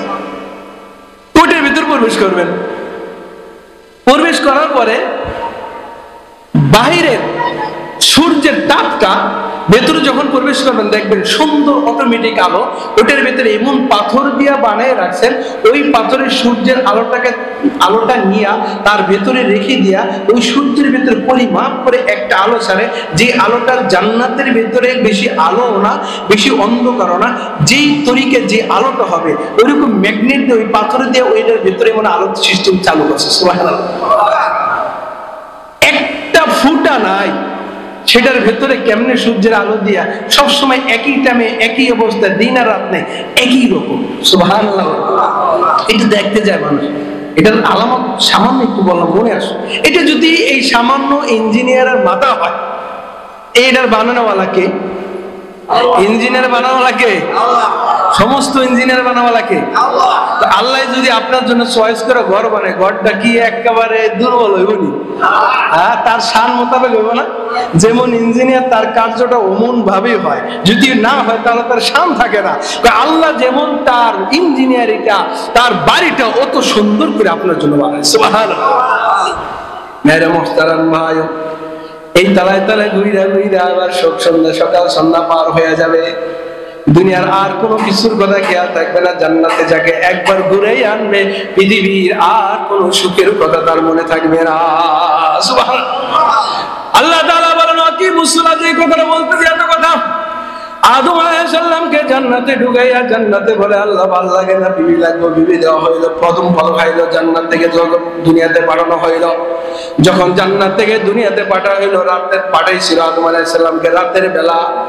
কারণ তাফসীরের ভিতরে পাওয়া যায় আদম আলাইহিস সালাম জান্নাতে কতটুকু সময় ছিলেন, আসর থেকে মাগরিব পর্যন্ত যতটুকু সময় আব্বাজান আদম আলাইহিস সালাম হাওয়া আলাইহিস সালামকে নিয়ে এতটুকু সময় জান্নাতে ছিলেন। এই সময় জান্নাতে ছিলেন, শেষ সময় মাগরিবের সময় আল্লাহ তাআলা তাকে যখন দুনিয়ার জগতে পাঠিয়ে দিলেন, দুনিয়া তখন অন্ধকার আচ্ছাদিত ছিল, রাতের বেলা ছিল। আদম আলাইহিস সালাম ছাড়া পৃথিবীতে আর কোনো গাছওয়ালা ভরপুর অন্ধকার, কোনো মানুষ আর নাই, শুধু আদম একা, আদম মানুষ। আর আম্মা জান হাওয়া আলাইহিস সালামকে পৃথিবীর আরেক প্রান্তে পাঠিয়ে দিয়েছিলেন। আদম আলাইহিস সালামের এক হাত সামনে কি আছে আদম আলাইহিস সালাম দেখে না, অন্ধর কারণে। আদম আলাইহিস সালাম ভয়ে ভয়ে রাতটা যা শেষ হইতে লাগলো। যখন সবে সাদিকের সময় চন্দ্র উঠে একটু আলো আলো দিবে অন্ধ, সূর্য ওঠে নাই, এর আগে সবে সাদিকের একটা আলো বের হয় কি হয় না? ওই আলো যখন পাইলাম, আদম আলাইহিস সালামের বুকে বড় সাহস। যখন ওই আলো পাইলাম, এবার আল্লাহু আকবার, আলো পাইতে পাইতে সূর্য উঠে যাবে, আল্লাহু আকবার। এবার তিনি 2 রাকাত নামাজ পড়লেন, বলেন না সুবহানাল্লাহ। 2 রাকাত নামাজ পড়লেন দুইটা কারণে। 1 নম্বর হইল আমার মাওলা আমার থেকে অন্ধকার দূরীভূত করে দিয়েছেন, এই জন্য একটা সিজদা। আর আমার আল্লাহ আমাকে সামনে সূর্যের দিনের আলো দিয়েছেন, এই জন্য আরেকটা সিজদা। এই দুইটা সিজদা শুকরিয়া দান, দুইটা সিজদা দিলেন সূর্য ওঠার আগে। আল্লাহ তাআলা বলে, আদম দুনিয়াতে আইসা তুই দুইটা সিজদা লাগাইলি, এটা আমার কাছে বড় মজা লাগছে। আমি উম্মতে মুহাম্মাদের জন্য বাজেট করে রাখলাম, বন্ধুরে মেরাজে নিয়ে ফজরে 2 রাকাত ফরজ নামাজ হাদিয়া দিব। আব্বা জানে 2 রাকাত নামাজ আমাদের উপর ফরজ করে দিয়েছে, সুবহানাল্লাহ। এর সঙ্গে টাকার জোর হয়ে যায়। ইব্রাহিম খলিলুল্লাহ কয়দিন আগে ইব্রাহিম খলিলুল্লাহ হয়েছেন ইসমাইল জবিহুল্লাহকে 5টা পরীক্ষায় যখন উত্তীর্ণ হয়েছেন, 1 নম্বর পরীক্ষা যখন তার ছেলে ইব্রাহিম খলিলুল্লাহকে গুহার ভিতরে আল্লাহ তাআলা লালিত পালিত করেছেন, 2 নম্বর নমরুদের আগুনে যখন ইব্রাহিম খলিলুল্লাহ যখন উত্তীর্ণ হয়েছেন, 3 নম্বরের পরীক্ষা দিয়েছিলেন তার ছেলে সন্তান হওয়ার পরে তাকে বনবাসে নিবর্ষণ দেওয়ার জন্য, এটাই যখন পরীক্ষায় পাশ করেছেন। 4 নম্বরে তার স্ত্রী অপহরণ হয়েছিল, ওখানেও তিনি যখন পাশ করেছেন। 5 নম্বরে ইসমাইলকে জবে করার ক্ষেত্রে এই ইব্রাহিম খলিলুল্লাহ যখন পাশ করেছেন, তখন আল্লাহ তাআলা তাকে খানায়ে কাবা বাইতুল্লাহর জন্য নির্বাচন করলেন। 5 পরীক্ষায় পাস। আল্লাহ তাআলা বলে, ইব্রাহিম খলিলুল্লাহ তোরে দিয়ে আমার খানায়ে কাবা ওই ভিত্তিটা উঠাবো, যে ভিত্তিটা নূহ আলাইহিস সালামের প্লাবনে ধ্বংস হয়ে গিয়েছে, সুবহানাল্লাহ বলেন। এবার ইব্রাহিম খলিলুল্লাহ যখন ভিত্তি বানায় ফেললো, এবার ইসমাইল জবিহুল্লাহ যখন একটু বড় হইল, ফালাম্মা বালাগা মাহু সায়া ক্বালা ইয়া বুনাইয়া ইন্নী আরা ফিল মানাম। ইব্রাহিম খলিলুল্লাহ একদিন স্বপ্ন দেখে, তাফসিরে বাইজুবির মিয়ারাওয়ায় অনুযায়ী প্রথম দিন স্বপ্ন দেখে সকালে ভাবে হতে পারে শয়তানের পক্ষ থেকে, দ্বিতীয় দিন স্বপ্ন দেখে কয় হতে পারে শয়তানের পক্ষ থেকে, তৃতীয় দিন স্বপ্ন দেখে কয় হা কুরবানি করতে হবে, ইসমাইলকে শুরু হয়ে যায়। এটা তাফসিরে বাইজুবি রিওয়ায়াত, অন্য রিওয়ায়াতের ভিতরে যেটা হইল অন্য রিওয়ায়াতের ভিতরে আছে, ইব্রাহিম খলিলুল্লাহ প্রথম রাতে স্বপ্ন দেখে সকালবেলা 100টা উট কুরবানি দেয়, দ্বিতীয় রাতে 100টা উট কুরবানি দেয়, তৃতীয় দিন বলে তোমার মহব্বতের জিনিস বা আমার ইসমাইল সানা কলিজার ভিতরে আর কেউ মহব্বতের নাই, সুবহানাল্লাহ। ইব্রাহিম খলিলুল্লাহ ইসমাইলকে জবে করতে যাইবেন, জবে করতে যাইয়া বিবিরে বলে সাজাইয়া দাও, ছেলেরে আল্লাহ পছন্দ করছে, কুরবানি দিতে হবে, সাজাইয়া দেয়। ইসমাইল যখন ঘর থেকে বের হয়, বাবা রে পরামর্শ একটু কইরা নই, মাওলা তোরে চাইছে আমার পরীক্ষা, আমার আল্লাহ হুকুম দিছে তোরে চাইছে, তোরে কুরবানি দিব, তোরে নাকি ভালো লাগছে, বাবা রে তুই কি বলস, তুই কি রাজি আছিস নে? এবার ছেলে বলে, বাবা মাওলা যেমন চাইছে তেমন করেন, সুবহানাল্লাহ। এবার ছেলের কুরবানি দিব, মিনা পার দুনিয়া যায়। এবার ইব্রাহিম খলিলুল্লাহ ছুরি দিয়া জব আরম্ভ করে দেয়, মুক্তাসার ভাবে ইব্রাহিম খলিলুল্লাহ ছুরি দিয়া জবে করে দেয়। জবে করে দিলে ওখানে জিবরাইল আলাইহিস সালাম আসিয়া দুম্বা দিয়া দেয়। দুম্বা দেওয়ার পরে ইব্রাহিম খলিলুল্লাহর ছেলে ইসমাইল জবিহুল্লাহ বাইচা যায়। ভাই এই যে এখানের ভিতরে ইব্রাহিম খলিলুল্লাহ 4টা সিজদা দিয়েছিল। 1 নম্বর সিজদা হলো ইব্রাহিম খলিলুল্লাহ আল্লাহর পরীক্ষায় উত্তীর্ণ হয়েছিলেন, সুবহানাল্লাহ। এই কারণে আল্লাহর একটা সিজদা দেন। 2 নম্বর সিজদা দেয় আল্লাহ তাআলা আমার ছেলের পরিবর্তে জুম্মা দিয়া কুরবানি আল্লাহ তাআলা শেষ করেছেন, এই জন্য আরেকটা সিজদা দেয়। এই 2 সিজদা যখন 2টা কারণে 2টা সিজদা, 3 নম্বর আল্লাহ তাআলা ডাক দেয়, ওয়ানা দাইনাহু আইয়া ইব্রাহিম কদ সাদ্দাকতার রুয়া ইন্না কাযালিকা নাজিল মুহসিনিন। ওরে ইব্রাহিম তুমি পরীক্ষায় পাস করেছো। আল্লাহ তাআলার আয়াত যখন ওখানে নাজিল হয়, এবার আয়াত 3 নম্বর হইলে আয়াতের কারণে আল্লাহ ইব্রাহিম আলাইহিস সালাম 3 নম্বর সিজদা দেয়। 4th নম্বর সিজদা দেয় আল্লাহ তাআলা আমার ইসমাইল যে সবুর ধারণ করছে, ধৈর্য ধারণ করছে, এই জন্য আরেকটা সিজদা। 4 কারণে ইব্রাহিম খলিলুল্লাহ 4টা সিজদা দেয়। রব্বুল আলামিন বলে এই 4 সিজদাকে আমি উম্মতে মুহাম্মাদিকে নবীজিকে আরশে আজিমে নিয়া আমার উম্মতদেরকে, আমার বান্দাদেরকে, নবীর উম্মতদেরকে যোহরের নামাজ ফরজ কইরা দিলাম। যোহরের 4 রাকাত ফরজ কি নিয়ে কইতে পারেন? এই যে ইসমাইল আলাইহিস সালাম জব করা নিয়ে ইব্রাহিম খলিলুল্লাহ 4 কারণে 4টা সিজদা পছন্দ হইছে। সংক্ষিপ্ত আকারে চলে চলে গেল, এক একটার বিষয় 4টা 5টা করে রিওয়ায়াত আছে। আরেকদিন বলেন আসরের সময় হয়ে গেল, ইউনূস আলাইহিস সালাম মাছের পেটে মাওলার ডাক দেয়, লা ইলাহা ইল্লা আনতা সুবহানাকা ইন্নী কুনতু মিনাজ জালিমিন। মাওলারে আমি জালেম, আমি গুনাহ করছি, তুই পাক, তুই আমার মাফ করে দে আল্লাহ। এইভাবে 40 দিন পর্যন্ত যখন আল্লাহরে ডাকাডাকি করে, ইউনূস নবী ওখান থেকে বের হয়ে 4টা সিজদা দিয়েছিলেন। 1 নম্বর সিজদা হইল, 1 নম্বর সিজদা দেওয়ার কারণ হইল যে ইউনূস আলাইহিস সালাম ছিলেন মাছের পেটে, এক অন্ধকার। 2 নম্বর অন্ধকার হইল সাগরের অন্ধকার। 3 নম্বর অন্ধকার ওই দিনটা ছিল মেঘালো অন্ধকার, মেঘালো মেঘের রাত, এই জন্য ওইটা 3 নম্বর সিজদা। 4 নম্বর হইল 4 নম্বর সিজদা হইল পানির গভীরতার অন্ধকার। এই 4টা অন্ধকার থেকে ইউনূস আলাইহিস সালামকে মাছের পেট থেকে উপরে উঠে ফেলাই দিয়েছে। ইউনূস আলাইহিস সালাম চিন্তা করলো যে আমার মাওলা যে নিয়ামত দিয়েছে, 4টা অন্ধকার থেকে বাঁচাইছে, ইউনূস আলাইহিস সালাম 4টা সিজদা শুকরিয়া দান আল্লাহ তাআলার দেয়। মাওলা কয়, ইউনূস তোরে শুকরিয়া দান 4 সিজদা আমি উম্মতে মুহাম্মাদীকে আসরের সময় ফরজ করে দিলাম। এটা ছিল জোহরে আসরের সময়। ইব্রাহিম খলিলুল্লাহ মিনার উপর থেকে যখন জবে করে, এটা ছিল জোহরের সময়। আদম সুবহানাল্লাহ যখন সিজদা করে, এটা ছিল ফজরের সময়। সুবহানাল্লাহ। মাগরিবের সময় হয়ে যায়। দাউদ আলাইহিস সালাতু ওয়াস সালাম একটা ভুল তো বলা যায় না, এমন একটা কাজ করছে, আল্লাহ খুব মহব্বত, আল্লাহর পয়গম্বর আল্লাহর সাথে ভালো খেলার জন্য একটু 19-20 আল্লাহ দইরা বসে। দাউদ আলাইহিস সালাম এমন একটু কাজ করছেন, আল্লাহ তাআলা বেজার হয়ে গেছেন। এক সময় ডাক দিয়ে বলে, ফাগা ফাগা ফারনা লাকা, ও দাউদ আমি তোমারে মাফ করে দিলাম। এই মাফ করার সঙ্গে সঙ্গে দাউদ আলাইহিস সালাম 4 রাকাত নামাজের নিয়ত করে সিজদা দেয়। সুবহানাল্লাহ। কয় রাকাত? 4 রাকাত নিয়ত করে সিজদা দেয়। 3 রাকাত যখন পড়ছে, দাউদ আলাইহিস সালামের নামাজের ভিতরে খেয়াল হয়ে গেছে, মাওলার সাথে আমার একটু ত্রুটি হয়ে গেছে, মাওলা যদি আমার মাফ না করে আমি কেমন করব। 3-4 রাকাতে নিয়ত করছে, 3 রাকাতের সময় ওই কথাটার কথা মনে পড়া যায়। চোখের পানি ফালাইতে ফালাইতে বুকের ভিতরে দরফরানি শুরু হয়ে গেছে। দাউদ আলাইহিস সালাম আরেক রাকাত নামাজ পড়তে পারে নাই, কাঁদতে কাঁদতে 3 রাকাত পড়ে সালাম ফিরিয়ে দিয়েছে। আল্লাহ কয়, দাউদ তোর 3 রাকাত নামাজ আমি উম্মতে মুহাম্মাদের জন্য ফরজ করে দিলাম। ইশকের খেলা প্রেমের খেলা কেহ বোঝে না, ইশকের মামলা প্রেমের খেলা কেহ বোঝে না, খোদার নূরে পাহাড় জ্বলে মুসা জ্বলে না।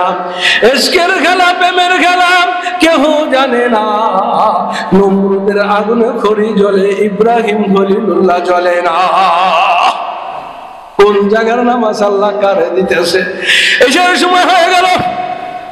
এশারের সময় মুসা আলাইহিস সালাতু ওয়াস সালাম যখন ফেরাউনের অত্যাচারে যখন হিজরত করে শুআয়ব আলাইহিস সালামের সাথে পয়গম্বর 10 বছর কাটাইলেন।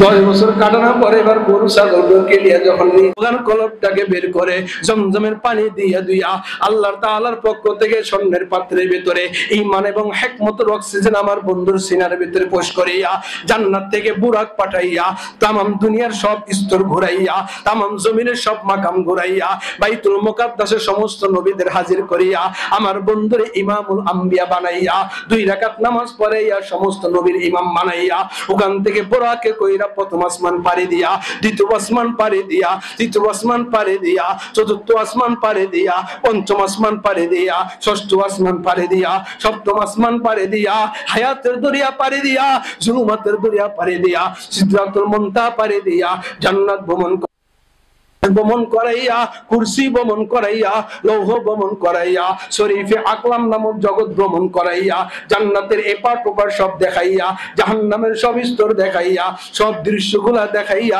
বন্ধুরে আরশে আযমের কাছে লইয়া আমার বন্ধুরে আমার পাশে বসাইয়া আমার বন্ধুরে আমি এই 5 নবীর 5 দেই ফজরে 2 রাকাত আদম সফিউল্লাহ, যোহরের 4 রাকাত ইব্রাহিম খলিলুল্লাহ, আসরের 4 রাকাত নূহ আর ইউনূস আলাইহিস সালাম, মাগরিবের 3 রাকাত দাউদ আলাইহিস সালাম, ইশারের 4 রাকাত হযরত মূসা আলাইহিস সালামের এই চিরস্মরণীয় রাখার জন্য 5 পয়গম্বরের ঘটনাকে চিরস্মরণীয় করে রাখার জন্য আমি আমার বন্ধুরে ওই সময় 3টা হাদিয়া দেব। 1 নম্বর হাদিয়া হবে বন্ধুর এই 5 ওয়াক্ত নামাজ। ওই নামাজ আপনার সামনে ঘুমান কেমনে? এই জন্য বলা হয় কেমন করে ঘুমাও তুমি, কেমন করে ঘুমাও তুমি, ফজর করে কাজা, এমন তো হতে পারে জোহরে জানাজা। কথা গান ঠিক কিনা? ওরে মানুষ কেমন করে ঘুমাও তুমি, কেমন করে ঘুমাও তুমি, ফজর করে কাজা, এমন তো হতে পারে জোহরে জানাজা। কারণ মানুষের কথা না। আজকে আমি জুমার নামাজ পড়াইতে যাচ্ছিলাম শেখপুরে, সময় হইল 11:30। শিবচরের পুরাতন জেলখানার ভিতরে মোটরসাইকেলটি নিয়ে যাইতেছিলাম, হঠাৎ করে রাস্তার পাশে একটা অটো দাঁড়ানো, অটোটা অফ অবস্থায় আছে, আমি আমার হাই রোডে চলে যাইতেছি, হঠাৎ করে অটোওয়ালা দেনা দেখা তিনি অটোটাকে মাথাটা ঘুরাইলেন, সঙ্গে সঙ্গে তার মাথার সাথে বাড়ি খাইলো। আমার পাঞ্জাবি এখান থেকে পা পর্যন্ত ছিঁড়ে গেল, পায়জামাটা এখান থেকে একদম শেষ পর্যন্ত ছিঁড়ে গেল, হাঁটুর ভিতরে আমার ব্যান্ডেজ এখনো করা আছে, আমার হাতের ভিতরে বুকের ভিতরে ব্যথা পাইলাম, আধা ঘন্টা জিরাইলাম, নিঃশ্বাস নিতে কষ্ট হয়। জুমার মসজিদে যাই শুক্রবার বয়ান করলাম, জুমার বয়ান পরে খুতবা দিলাম, নামাজটা পড়তে পারলাম না, হাঁটু ভাঙ্গা বসতে পারি না। আরে এখনো তো আমার মওত হইয়া যাইতো, এখনো আমাকে কেউ বাঁচাইতে পারতো না, এরপরও আপনাদের মাহফিলের কথা স্মরণ হয়ে গেল। এখনো যদি আমার মওত হইয়া যায় তাহলে মাওলানা আবুল বাশার সাহেব কি জবাব দিবে? আমি যদি অসুস্থ হইয়া ঘরে পড়ে থাকি তাহলে মাওলানা সাহেবকে না জানি কত কথা বলবে। পেরেশানিতে আমার মাগরিব আসরের সময় বাড়িতে আসলাম, আমি একটু রেস্ট নিতে চাইলাম, কিন্তু আল্লাহ জান্না আমার শরীরটা যেন আল্লাহ ভালো রাখে।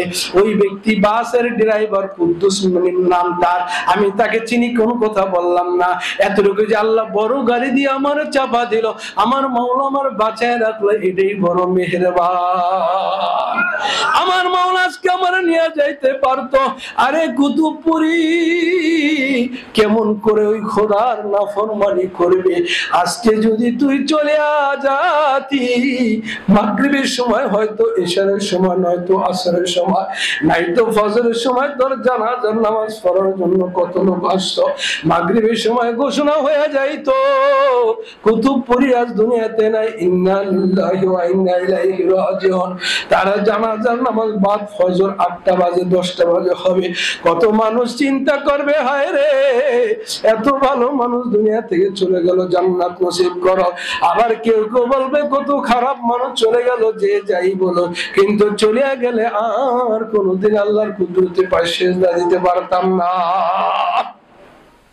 এটা আমার জীবনে আজকের ঘটনা, আপনার জীবনে আসবে না। কে বলছে, কে বলছে? আপনি সতর্ক থাকলেও আর একজন সতর্ক না। আমি সতর্ক ছিলাম, অটোওয়ালা সতর্ক না থাকার কারণে মেরে দিল, আমারই ক্ষতি হয়ে গেল। এই জন্য আমার মেয়েরা রাস্তার ভিতরে বের হবেন, মুখকে হাজির নাজির করে বের হবেন, দোয়া পেরে বের হবেন, কিছু দাঁত সৎকার করে বের হবেন, তাহলে বালা মুসিবত থাকলে আল্লাহ আপনার কিসমত থেকে উঠাইয়া দিবে। বলেন আমিন। সিদ্ধান্ত নিতে পারি যতদিন আল্লাহ তাআলা হায়াতে বাঁচিয়ে রাখবে, নামাজ কেউ কাজা করতে পারি না ইনশাআল্লাহ। বলেন আল্লাহ তাআলা কবুল করে, সকল বলে আমিন। এই যে 4 পয়গম্বর 5 পয়গম্বর একটু খালি শুনাইলাম অন্তরে, এটা জাহিরি বয়ান আরো 2-4 ঘন্টা করব, বাতিনি বয়ান করব। আল্লাহর সামনে আপনার রূহটা কেমনে হাজির হবে তার এক সময় মনে করবে, যদি আল্লাহ তাআলা কবুল করে আরেকদিন, তো আমাকে আনতে আপনার অত পেরেশানির দরকার নাই, আপনার কোনো খরচের দরকার নেই। যদি আমার জান ভালো থাকে, আমার ভাই অনেক মহব্বত করে, আরেকবার আরেক ভাই সবসময় যোগাযোগ হয়, আমি মহব্বতের পাবো। কেউ যদি অন্ধকার মহব্বত করে, আমি রোল সিন্ধি সেই রংপুর সেই দিনাজপুর রংপুর যে বয়ন করে আসি, ভাড়া পাই আর না পাই, মহব্বত স্যার আপনি আমাকে কোথাও নিতে পারবেন। মহব্বতে আমাকে টাইনা নেয়, মহব্বত স্যার অনলাইনে কল দেয় আমাকে বয়ান করার জন্য, হুজুর কত লাগবে, আপনি কত দিবেন, প্রথমে একটু রসিকতা করে, হুজুর আপনি বললে ভালো হবে, আমি ওই বক্তা না, আমি ওই বক্তা না যে আপনি আমাকে টাকা দিয়ে নিতে পারবেন, আমি এত দূরে থাকি ভাইয়া, হ্যাঁ, তো আমার সুযোগ নাই, আর সুযোগ থাকলে আমি আসবো। আসার পরে দেখা গেছে এক এক বক্তার 60,000 দিলে আমাকে দিয়েছে 5,000। ওই মাঠটাকে ধরে রাখার মতো কাজ আমি করছি, কিন্তু আমার বেনিফিট আছে কয় হাজার, 5,000। তখন যদি 20,000 বলে 20,000 দেয়, এটা হলো মানবতা মানুষের। তো আপনারা এই জায়গায় আসতে আমার মাত্র 1 লিটার তেলও যাবে না। হ্যাঁ, এই 10-15 কিলোমিটার আমি এইভাবেই ফিরে থাকি। যদি আপনারা আমাকে পছন্দ করেন, যে আরেকটু কথা নসিহত শুনি, দিনই আলোচনা হইলে একটু ভালো লাগে না? আসলে কোন ভালো লাগে না? এই যে এতক্ষণ সময় মাগরিব পর থেকে বসে রয়েছেন, কারো কোনো কষ্ট হয়েছে? এই যে কষ্টটা সলভ হয়ে গেছে না? কত আধ্যাত্মিক জাহিরি বয়ান শুনলাম, অন্তত আধ্যাত্মিক বয়ান শুনে। আমি মানুষ ছোট, আমি ছোট কাল থেকে তরিকত জগতের অনেক লাইনে কাজ করছি। আমার শায়েখ ও মুর্শিদ আমাকে ছোট কাল থেকে খেলাফত দিয়ে দিয়েছে, ছোট কাল থেকে খেলাফত দিয়েছেন। কি পরিমাণ মুজাহাদা করেছি আপনি কল্পনা করতে পারবেন। এখন মুজাহাদা করি না, এখন সেই তুলনায় আমি আর মানুষ নেই। ছাত্র জীবনের ইতিহাস, চোখের পানি আর কান্নাকাটি, মা তাল্লুক মা আল্লাহ, এটা আমি এখন ভাবলে আমি এখন মনে করি আমি মুসলমান নাই, আরেক জগতে চলে গেছে। এরকম করা চাই। আর তার পরিষ্কার যত হবে আখিরাতের শান আপনার তত বাড়বে। সুবহানাল্লাহ। আমি হাসি থেকে বেজার হননি, এই কান্না মুখে, এই হাসি মুখে। পোলাপান আমার কিছু ভক্ত আছে শেখপুরে, আইয়া পড়ে হুজুর আইসা আইসা বয়ান করে। হুজুরে কি করে? আইসা আইসা বয়ান করে, দেখতে বড় ভালো লাগে। পোলাপান ছোট, 5 বছর 4 বছর 6 বছর। তো আমিও মসজিদে বলছি, নবীজির মসজিদের ভিতরে পিছনের কাতারে পোলাপান দুষ্টামি করতো, খেলাধুলা করতো, চিল্লাচিল্লি করতো। নবীজি বলতেন খবরদার, সামনের কাতারে মুরব্বী দাঁড়াবা, পিছনের কাতারে পোলাপানে দুষ্টামি করবে, খেলতামাশা করবে, কোন ছেলেকে ধমক দিবা না, কোন ছেলেকে কি দিবেন না, ধমক দিবেন না, খবরদার। এরা বাচ্চা, এরা মাসুম, তোমার সেজদা কবুল হোক না হোক, তোমার ছেলের সেজদা কবুল হয়, ওই সবটা তোমার আমল নামে চলে আসবে। তোমার ছেলে নামাজি হইতেছে, এটাই বড় কথা। এখন পিছাদা পিটাইলে একজন নামাজের নামাজ বানানো যায়, যেটা ছোট কাল থেকে নামাজ হয়েছে ওই নামাজ পড়তে হয়। সুবহানাল্লাহ। আর যেটা নামাজের আশেপাশে ছিল না, ও হাফ প্যান্ট পরে, এতদিন ফুল প্যান্ট ছিল, এখন হাফ প্যান্ট পরে, হাফ প্যান্ট পরে একটা গেঞ্জি লাগায় তাঙ্কু ফাঙ্কু করে চলে। আর নামাজের কতগুলো আর মাথায় বিষয়, কথা কারণ ঠিক কিনা? এই যে এই জন্য ছোট ছোট বাচ্চাদেরকে আনবেন, কিচ্ছু হবে না। আপনি কেরাত এমনি পারেন না, পোলাপানের আওয়াজে কেরাত না হইলে কোনো অসুবিধা নেই। আপনি কেরাত তো হয়ই না। আপনি এতগুলা মানুষ যদি ইন্টারভেন্ট 2-1 কেরাতে, বাকি হয়ই না, অশুদ্ধ, বোঝেন নাই? তাহলে আপনার নামাজের এত বাহাদুরি কি? এইভাবে পিছনে যেই কয়তো নামাজ পড়েন, এটা ধরে নেবেন যে আমি জোহরের নামাজটা আলহামদুলিল্লাহ কবুল হয়েছে। সুবহানাল্লাহ। কারণ ইমাম সাহেবের কাছে হাসরের ময়দানে হিসাব নিতে, হুজুর আমার জোহরের নামাজের এটা দিয়ে দেন, 100 পাস করছি না কবুলের, ওইটার ডকুমেন্টটা দিয়ে দেন, কারণ আপনার তো বেতন দিছি। এটা যদি কোন ইমাম সাহেব বুঝতো যে আমাকে এত অল্প বয়সে এত অল্প টাকা দিয়ে হাসরের ময়দানে কবুলিয়তের সাইন আমার দিতে হবে, তো কোনো মানুষ এমনই করতো না। এত বড় জিম্মাদার, আপনার নামাজের হিসাব আমার দিয়ে যাইতেই হবে, যাইতেই হবে। এক একটা নামাজ সব হাসরের ময়দান কি 2-1টা নাকি হইব? হ্যাঁ, 2-1টা নাকি হইব, কবুলি আরেকদিন। এই জন্য মাওলানা সাহেবকে মহব্বত করবেন, ইমাম সাহেবকে মহব্বত করবেন। কারণ আপনি যেই নিয়ামত পাচ্ছেন অল্প টাকার বিনিময়, এটা আপনি ছাই দিয়ে স্বর্ণ ক্রয় করতেছেন। সুবহানাল্লাহ। 5,000 টাকা, 5,000 টাকা দেন হয়তো, 7,000, 8,000, 10,000। আমি চাই রোহন মুনা আরো বেশি দেন, আরো বেশি দেন। এদিকে দিলে কম, আপনার লস নাই তো। আপনার নামাজটা, 5 ওয়াক্ত নামাজটা একদম একদম অরিজিনাল ভাবে আপনি কবুলিয়তে নিয়ে নেবেন। সুবহানাল্লাহ বলেন। আর আপনি যেটা বলছেন এটি ধরে না, আমার একটাও কবুল না, কারণ আপনার অশুদ্ধ।